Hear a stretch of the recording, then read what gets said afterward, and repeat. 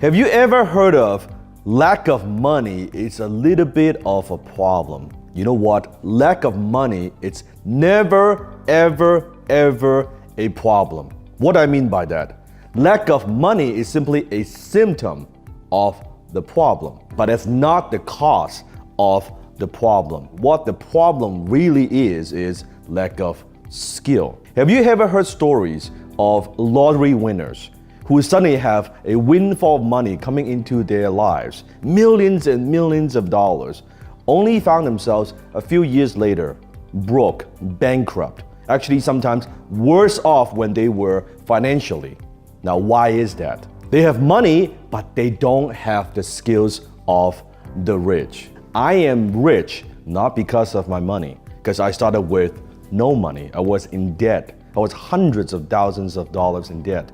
I am rich because of my skills. So today I'm gonna teach you the 7 skills that I have mastered. The 7 skills that I believe you need to understand and master if you want to be rich. Now, as I go through each skill, I want you to ask yourself the question and comment below and rate yourself from a 0 to 10. 0 being like absolutely horrible, like you suck, and 10 being world class. So here we go. Skill number 1, the ability to talk to customers persuasively.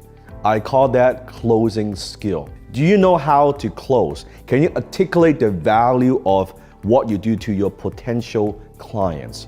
Do you know how to ask powerful questions that compel people to buy? Are you comfortable talking to strangers, presenting your ideas, demonstrating your product or service? Closing skill, I believe it's one of the most important, if not the most important skills you need to master if you want to be rich. When you're talking to customers, you're closing. When you're talking to vendors, trying to persuade them to give you better terms, guess what? You are closing.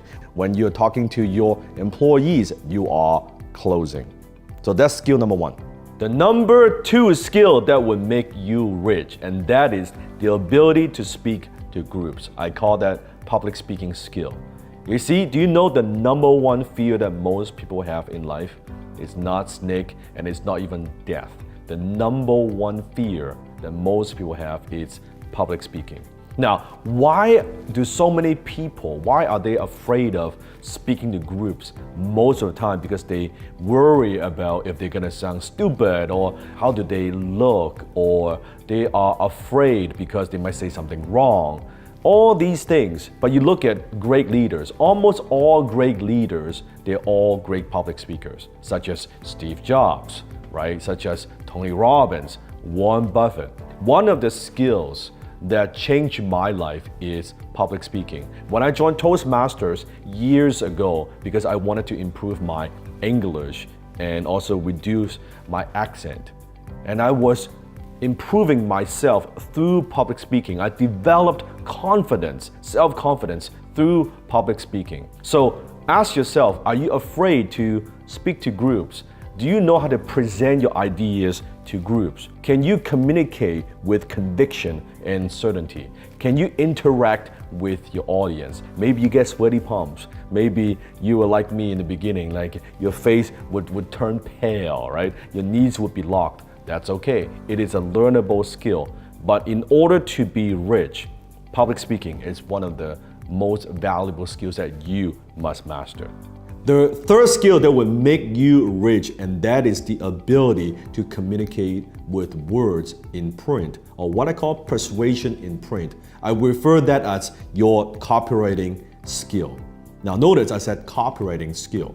Now copywriting, I'm not talking about being all grammatically correct, although it's good to do that. But I'm not talking about what you learn in school, the academic writing. I'm talking about communication. I'm talking about maybe it's your webpage, your video. I'm talking about your email. How do you communicate with the written words? Now, why is this so important? Because in day-to-day communication, the emails you send or the social media posts or the agreement, the contract, your LinkedIn post or your blog, a lot of that is written communication. And when you know how to communicate effectively through the written words, it gives you a tremendous amount of leverage. Let me give you a perfect example. Let's say you create a social media post and you have a decent amount of following.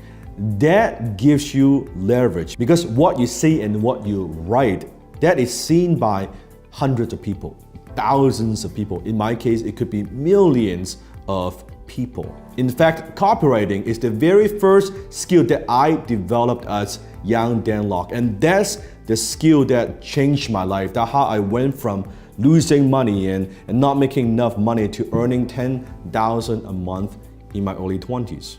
So copywriting. Now that is not taught in school. School taught us writing, but it didn't teach us copywriting. So that's skill number 3, the ability to communicate with words in print. Skill number 4, and that is the ability to communicate clearly and effectively with your team. I'm talking about your leadership skill. You see, in order to be an effective leader, you also must be an effective communicator. Do you know what the vision it is for your company? And are you communicating that with your team members? Do you communicate clearly the vision to your team? Do you know how to create a good culture within your organization? You see, all that is leadership skill. Business is not a solo sport. Business not only is an intellectual sport, but it's also a team sport. As an organization, you're only as good as your team. It's very, very important to develop that leadership ability, to be able to inspire, to motivate and lead your team. Skill number 5, and that is the ability to manage and organize your time for maximum results. Some people refer that as time management. I refer that as priority management. Because at the end of the day, we all only have 24 hours a day, 7 days a week, and 365 days a year. You cannot actually manage time because we all have the same amount of time.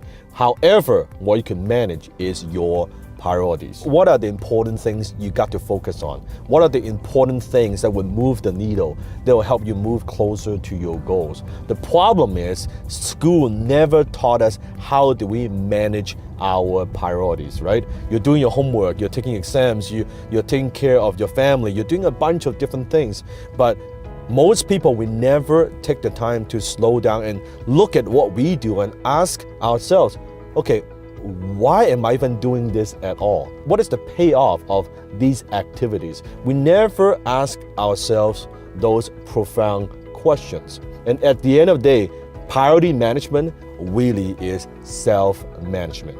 How do you manage yourself? And if every single day you can manage your time efficiently and effectively, and you focus on just a handful of things, right? There are 2 or 3 things that you know if you keep doing that consistently would get you the results that you want. So rich people understand, they realize the value of their time, and that's why they avoid what I call minimum wage activities. If someone can get the job done costing you less than what your time is worth, we delegate it. So that's skill number 5.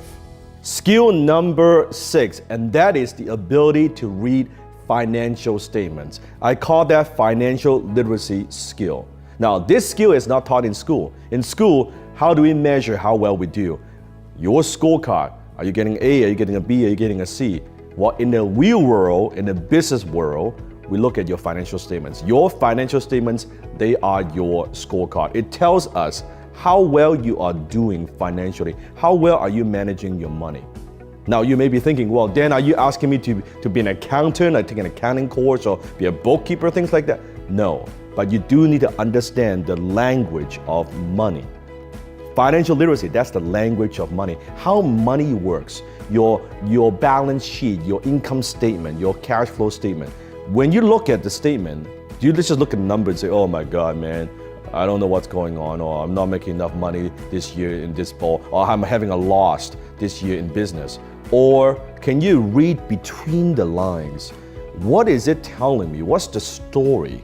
How am I managing my money, right? And you need to understand the basics of some of these vocabularies of money: credit score, return on investment, profit and loss. right? Capital gain, capital loss, depreciation. A lot of these words, that's what you have to understand. You cannot improve something you don't measure. So financial literacy, and it's extremely important skill you must master if you want to be rich. Skill number 7, and that is the most important skill out of them all, and that is the ability to manage your own mind. I call that your mindset skill. Frustration, negativity, fear, envy, depression, limiting belief, procrastination. How do you manage your emotions? How do you manage your mind? You see, you could get all the other 6 skills right, and you can master all other 6 skills, but if you don't have your mindset right, it's not going to work. I've said it many times. The book Napoleon Hill wrote, it's called Think and Grow Rich. Part of thinking is managing your mind. What are you feeding in your mind? How many times do you know exactly what you need to do to accomplish your goal, to achieve results, but you cannot get yourself to do it because of procrastination? Maybe how many times in your life you have opportunities slip through your fingers and you cannot get yourself to step up and take action because of self-limiting belief? Or what about how many times that you know that other people believe in you, but you don't believe in yourself because of self-limiting belief? That's all mindset skill. So those are the 7 skills that will make you rich. If you want to know how I went from a poverty consciousness, a poverty mindset to a millionaire mindset, click a link below or somewhere on this page. I'm going to train you on it. Lao Tzu said it best, knowing others is intelligence, but knowing yourself, that's true wisdom. Mastering others is strength, but mastering yourself, that's true power.